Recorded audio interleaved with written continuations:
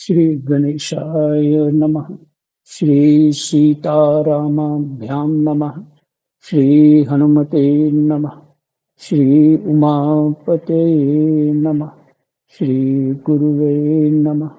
सब संतन की जय जय। जय जय सीताराम। राधे श्याम।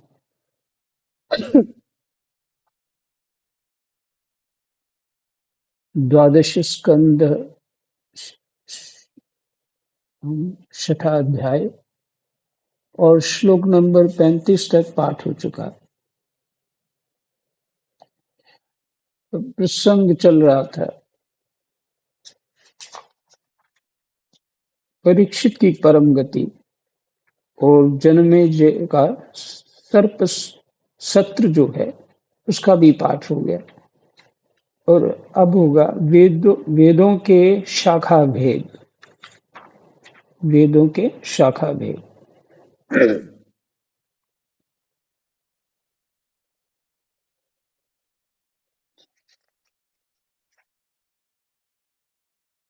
कृष्णाय वासुदेवाय हरये परमात्मने प्रणतः क्लेशनाशाय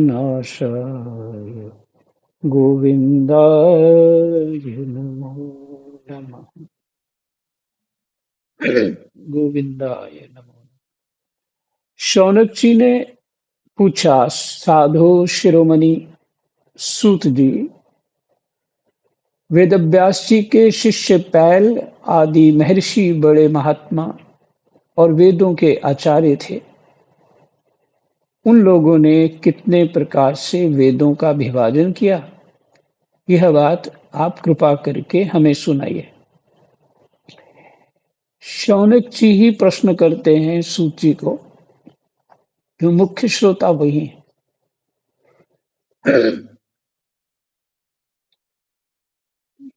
अवस्था में सूत जी से कहीं ज्यादा उनकी अवस्था है।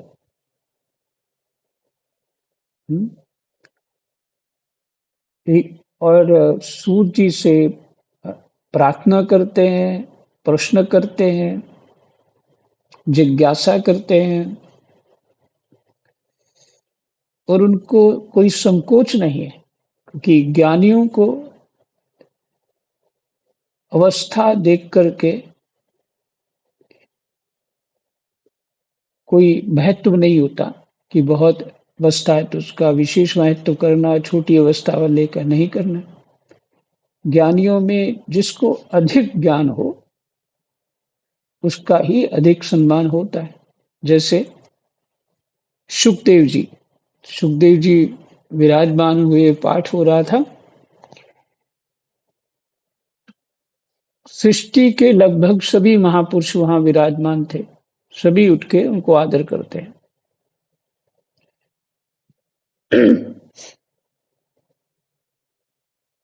तो शौनक जी ने पूछा, साधो शिरोमणि सूत जी,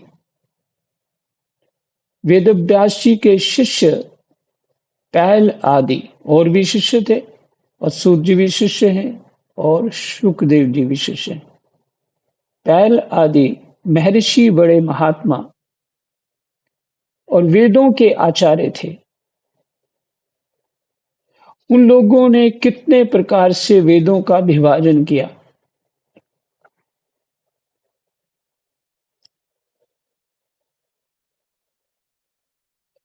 यह बात आप कृपा करके हमें सुनाइए। सूत जी ने कहा, ब्राह्मण, जिस समय परमेष्ठी ब्रह्मा जी पूर्व सृष्टि का ज्ञान संपादन करने के लिए एकाग्रचित हुए, फिर से जिस समय परमेष्ठी ब्रह्मा जी पूर्व सृष्टि का ज्ञान संपादन करने के लिए एकाग्रचित्त हुए, उस समय उनके हृदयाकाश से कालू राम राम हृदयाकाश से कंठ, तालु आदि स्थानों के संघर्ष से रहित एक अत्यंत विलक्षण अनाहत नाद प्रकट हुआ।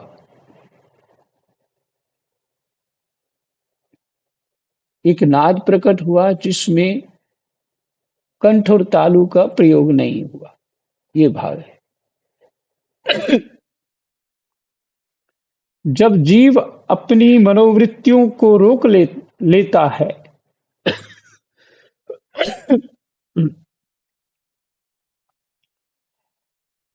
तब उसे भी उस अनाहत नाद का अनुभव होता है।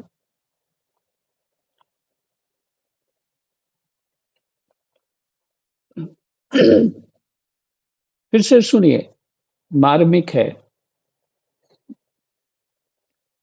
संत लोग, साधक लोग एकांत शांत स्थान पे रह करके अपनी मनोवृत्तियों को नियंत्रण कर लेते हैं, और जब मनोवृत्तियां ही नहीं चलती तो बुद्धि भी साथ में विश्राम करती है। तब उसे भी हं, तब उसे भी उस अनहद नाद का अनुभव होता है। सभी ये कहते हैं ना कि कैसे प्राप्त होगा अनहद नाद, तो यहां सूत जी ने उसका उत्तर दे दिया। अपनी चित्त वृत्तियां, अपनी मनोवृत्तियां चंचल हुई रहती हैं, शांत हुए रहते हैं हम,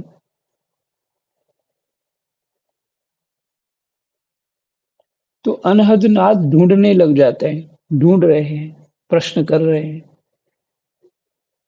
जो इसको जानता होगा वही उसका उपाय देगा, कैसे होगा। और वैसे मथुरादास भक्तमाली जी एक ही बात कहते थे कि नाम जप करते रहो, कलयुग केवल नाम आधारा, सुमरे सुमरे नर उतरे पारा। तो जो जो योगिक क्रियाएं होती हैं वो सहज में ही प्राप्त होने लग जाएंगी। तो नाम जप करते रहो।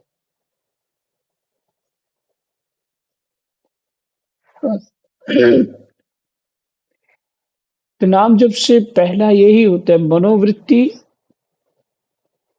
और बुद्धि वृत्ति दोनों शांत होती हैं, तो नाद ब्रह्म जो है वो सुनाई देता है।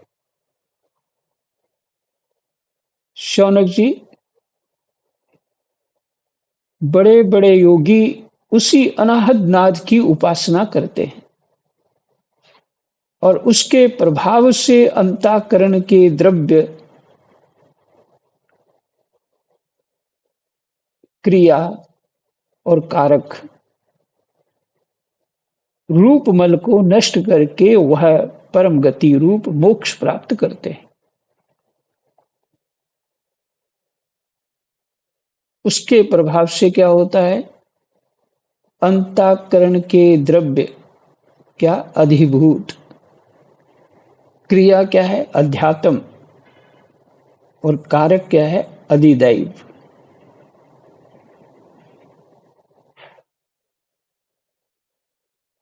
ये अंतःकरण के द्रव्य रूप मल को नष्ट करके,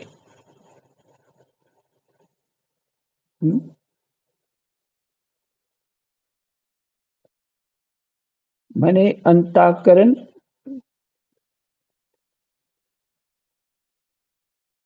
के द्रव्य, क्रिया और कारक। द्रव्य को अधिभूत कहा है, क्रिया को अध्यात्म कहा है, और कारक को अधिदैव कहा है। रूपमल को नष्ट करके वह परम गति मोक्ष प्राप्त करते हैं। तो आप ऐसा शाब्दिक अर्थ में अधिक ना फंसते हुए, या तो पढ़ा हो, ऐसा सुना हो तो ठीक है, उसकी व्याख्या की जाए, लेकिन सीधा अर्थ यही लीजिए कि अंतःकरण शुद्ध होने पर बुद्धिवृत्ति मनोवृत्ति शांत हो जाती है और उसका मुख्य कलयुग में साधन है नाम जप।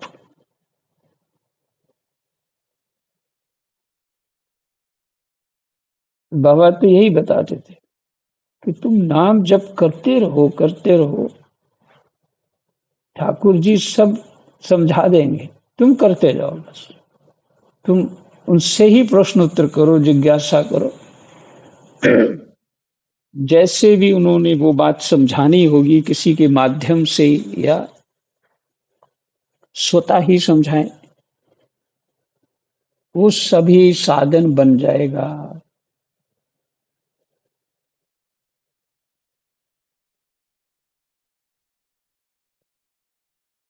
और जीव परम गति रूप मोक्ष प्राप्त करते हैं। भागवत जी का मोक्ष किस तरह का है?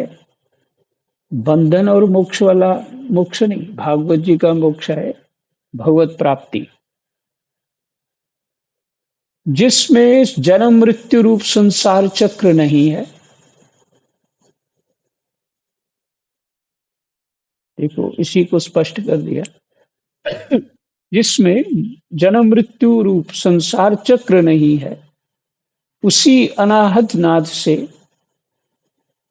अ कार, उ कार और म कार रूप तीन मात्रा से युक्त ओंकार प्रकट हुआ।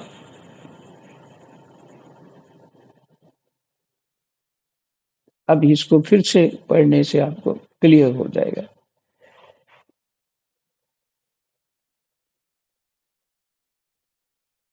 जिस समय परमेष्ठी ब्रह्मा जी पूर्व सृष्टि का ज्ञान संपादन करने के लिए एकाग्रचित्त हुए, उस समय उनके हृदयाकाश से कंठ, तालु आदि स्थानों के संघर्ष से, हृदयाकाश से कंठ, तालु आदि स्थानों के संघर्ष से रहित ऐसा कुछ नहीं हुआ, इनका स्पर्श नहीं हुआ, न कंठ तालु। एक अत्यंत विलक्षण अनाहद नाद प्रकट हुआ।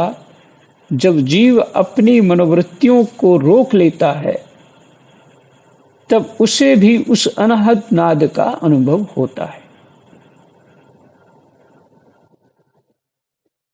शौनक जी, बड़े बड़े योगी उसी अनाहद नाद की उपासना करते हैं और उसके प्रभाव से अंतःकरण के द्रव्य क्रिया कारक रूपमल को नष्ट करके वह परम गति रूप मोक्ष प्राप्त करते हैं, जिसमें जन्म मृत्यु रूप संसार चक्र नहीं है।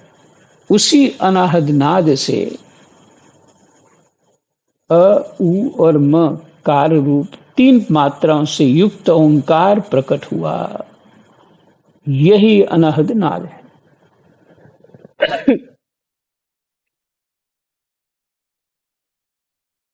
इस ओंकार की शक्ति से ही प्रकृति अव्यक्त से व्यक्त रूप में परिणत हो जाती है।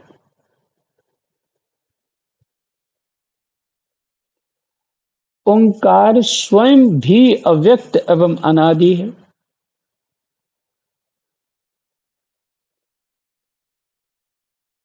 इस ओंकार की शक्ति से ही प्रकृति अव्यक्त से व्यक्त रूप परिणत हो जाती है।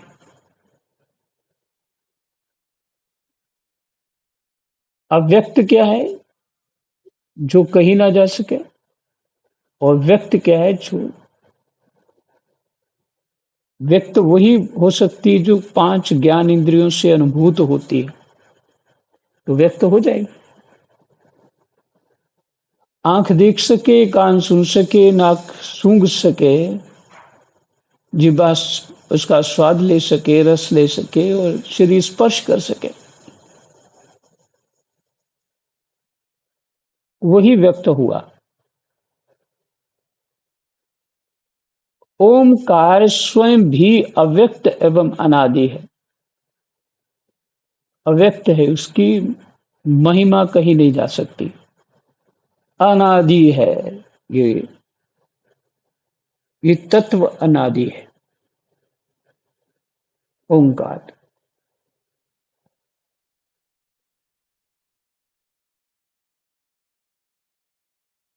और परमात्म स्वरूप होने के कारण स्वयं प्रकाश भी है। परमात्म स्वरूप होने के कारण स्वयं प्रकाश भी है। जिस परम वस्तु को भगवान ब्रह्म, ब्रह्मा होना चाहिए, जिस परम वस्तु को भगवान ब्रह्म अथवा परमात्मा के नाम से कहा जाता है, नहीं ठीक है, ब्रह्म ही शब्द अथवा लगा दिया ना, परमात्मा के नाम से कहा जाता है, उसके स्वरूप का बोध भी ओंकार के द्वारा ही होता है।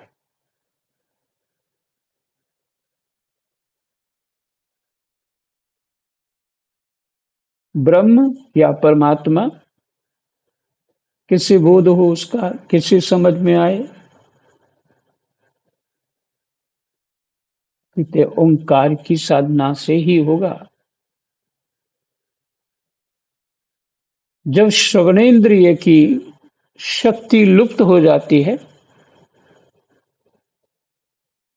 तब भी इस ओंकार को समस्त अर्थों को प्रकाशित करने वाले सफोट तत्व को जो सुनता है और सुषुप्ति एवं समाधि अवस्थाओं में सबके अभाव को भी जानता है, वही परमात्मा का विशुद्ध स्वरूप है। वही ओंकार परमात्मा से हृदयाकाश में प्रकट होकर वेद रूपा वाणी को अभिव्यक्त करता है। ओंकार अपने आश्रय परमात्मा का, पर ब्रह्म का साक्षात वाचक है। और ओंकार ही संपूर्ण मंत्र, उपनिषद और वेदों का सनातन बीज है।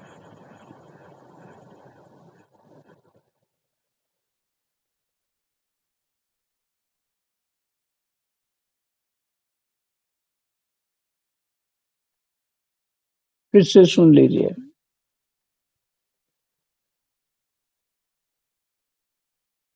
जिस परम वस्तु को भगवान ब्रह्म अथवा परमात्मा के नाम से कहा जाता है, उसके स्वरूप का बोध भी ओंकार के द्वारा ही होता है।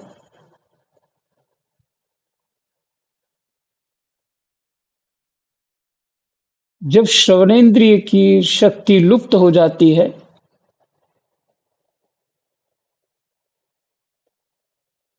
तब भी इस ओंकार को समस्त अर्थों को प्रकाशित करने वाले सुफोट तत्व को जो सुनता है, कि अगर श्रवण इंद्रिय में कान में कुछ भी सुनाई नहीं देता हो, दोनों कान जो है उसकी शक्ति समाप्त हो गई हो,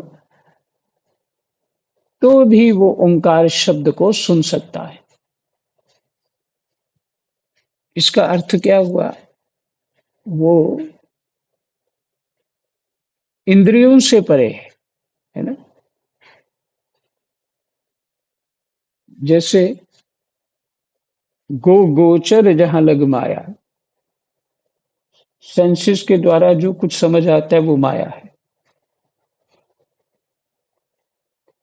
और सेंसेस ही हमारी सक्षम नहीं है किसी देखने को, सुनने को, स्पर्श को, सूंघने को, रस को चखने को, वो सक्षम नहीं है। तो भी ओंकार शब्द हम सुन सकते हैं।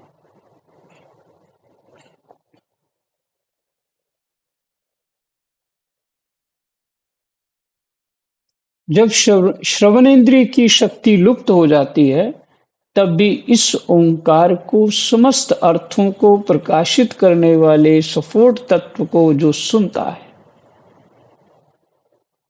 अब ऐसे भी कह लीजिए कि समाधिस्थ होकर के भी सुना जा सकता है।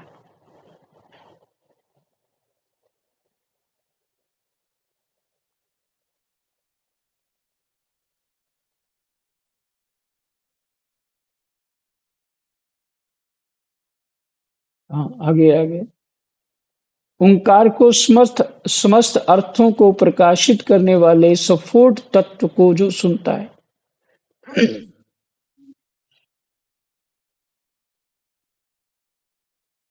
समस्त अर्थों को प्रकाशित करने वाले सफोट तत्व को जो सुनता है और सुषुप्ति एवं समाधि अवस्थाओं में सबके अभाव को भी जानता है, वही परमात्मा का विशुद्ध स्वरूप है।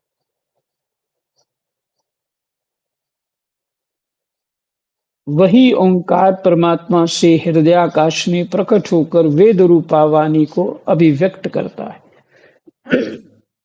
इसलिए कहते हैं ब्रह्मा विष्णु महेश हैं, जो त्रिगुणात्मक प्रकृति को प्रकट ओंकार ही करता है। ये तीनों देवता जो हैं ओंकार रूप हैं, ये स्पष्ट हो गए यहाँ पे।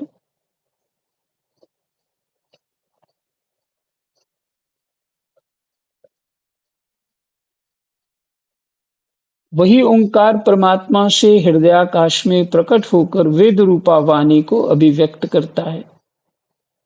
वेद रूपा वाणी को अभिव्यक्त करने से क्या होगा? मैंने ओंकार प्रकृति रूपा हो गया। ओंकार अपने आश्रय परमात्मा पर ब्रह्म का साक्षात वाचक है। देखिए अब ये स्पष्ट हो गया। ओंकार अपने आश्रय परमात्मा पर ब्रह्म का साक्षात वाचक है।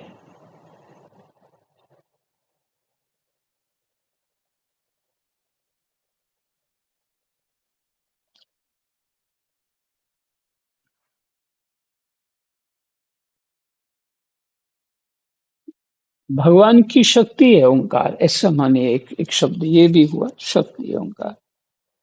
बहुत कुछ कहा जा सकता है इसके ऊपर, लेकिन ज्यादा उलझन पड़ जाएगी। इतना ही ठीक है। जो आप सुनते हैं ब्रह्मा विष्णु महेश कौन है? ओंकार है। भगवान की शक्ति माया, मेरी समझ में आ रहा है, भगवान की शक्ति जो माया रूपा है ओंकार है।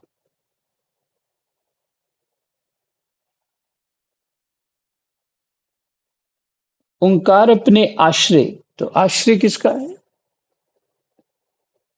ब्रह्म तत्व का। तो माया का माया का ही आश्रय ब्रह्म तत्व है। हम्म? भगवान की जो शक्ति है माया, उसका आश्रय कौन? ब्रह्म तत्व है। और ओंकार ही संपूर्ण मंत्र उपनिषद और वेदों का सनातन बीज है। जैसे एक शब्द आता है ना कि राधा राधा राधा जपे बिना कृष्ण को प्राप्ति नहीं कर सकता। तो यहाँ राधा तो प्रेम रूप तत्व है, लेकिन जो माता कमला हैं,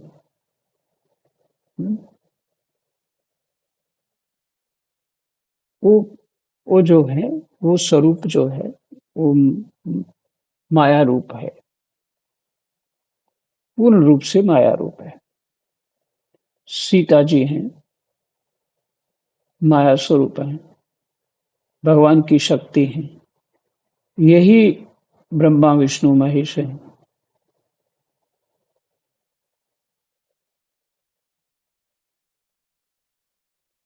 अब ये ऐसा नहीं है कि शंकर जी के साथ जो माँ पार्वती हैं वो ब्रह्मा विष्णु महेश नहीं है, ऐसा नहीं है। शक्ति तो एक ही है, दो शक्ति तो है ही नहीं है।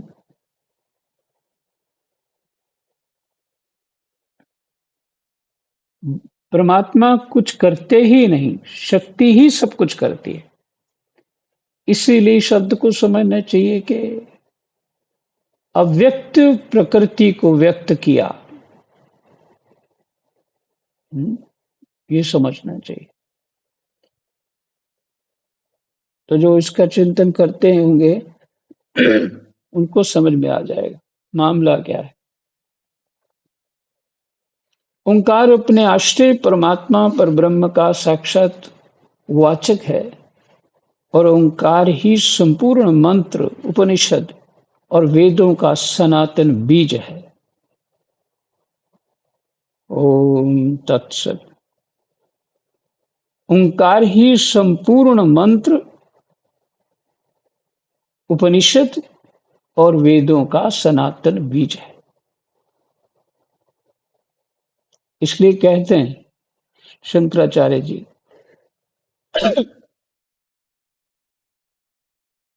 सबका अधिकार ओंकार जपने में नहीं है। सबका अधिकार नहीं है। वो कहते हैं कि कई परमाणु बम भी कम पड़ जाएंगे, जो ओंकार की शक्ति है वो तो है ही। परमाणु बम क्या है इनके सामने ओम शब्द के। इसलिए शुद्धांतकरण होने पर जीव योग्य होता है। वैराग्य हो, शुद्धांतकरण हो, जिज्ञासु हो, मुमुक्षु हो, तभी संभव है। तो गुरु प्रदत्त ओंकार जप का जाप किया जाए।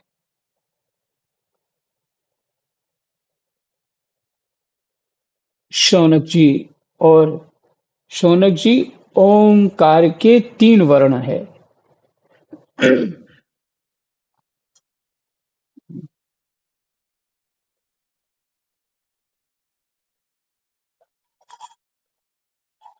शौनक जी ओंकार के 3 वर्ण हैं, अ, उ और म। ये तीनों वर्ण सत्व रज तम, इन तीन गुणों ऋक यजु साम।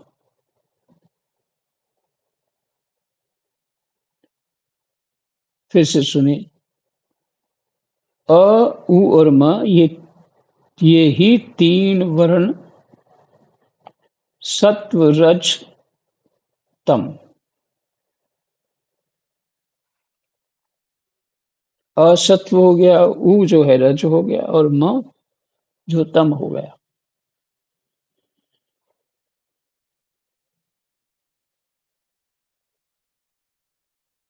ये 3 गुण हुए सत्व रज तम। ऋक यजु साम, इन 3 नामों, जिसके नाम हैं भू भुव स्वः, इन 3 अर्थों, भू भव स्वः, इन 3 अर्थों और जागृत स्वप्न सुषुप्ति, इन 3 वृत्तियों के रूप में 3-3 की संख्या वाले भावों को धारण करते हैं। अब स्पष्ट हो गया ब्रह्मा विष्णु महेश कौन है? ओंकार। इसलिए उनकी कितना उनमें समर्थ है कि साधारण साधक इसको जाप नहीं करना चाहिए। इसलिए ओम नमः शिवाय बोलते हैं, नहीं नहीं, नमः शिवाय बोलिए।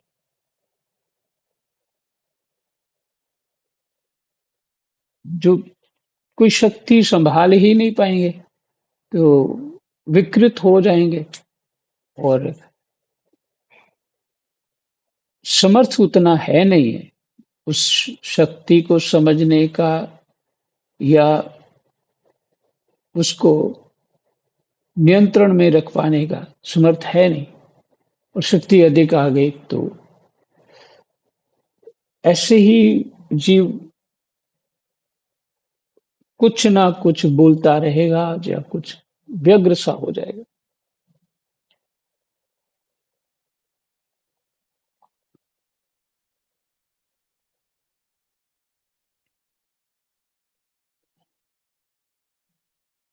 इसके बाद सर्वशक्तिमान ब्रह्मा जी ने ओंकार से ही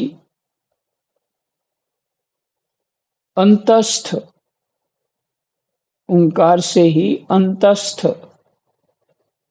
यरलव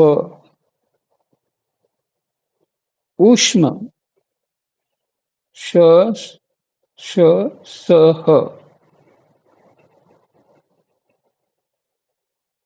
स्वर अ से ओ तक, स्पर्श क से म तक,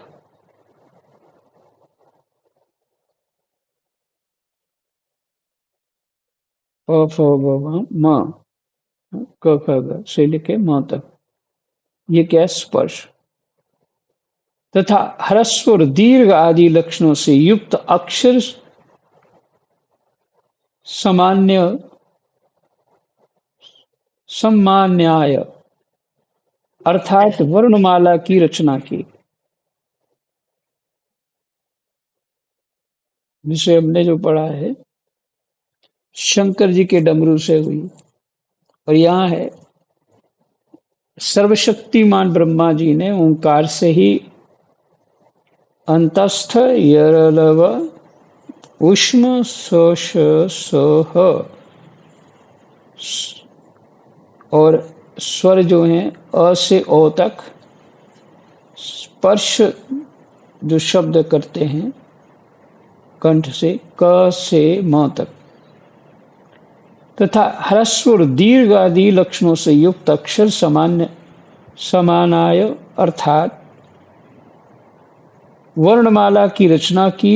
उसी वर्णमाला द्वारा उन्होंने अपने चार मुखों से होता, उदर्वयु, उद्गाता,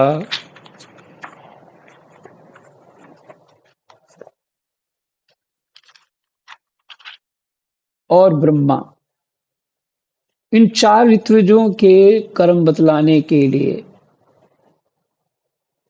ओंकार और व्याहृत्यों के सहित चार वेद प्रकट किए। व्याहृत्यों के सहित चार वेद प्रकट किए, ओंकार और व्याहृत्यों के सहित चार वेद प्रकट किए इनसे।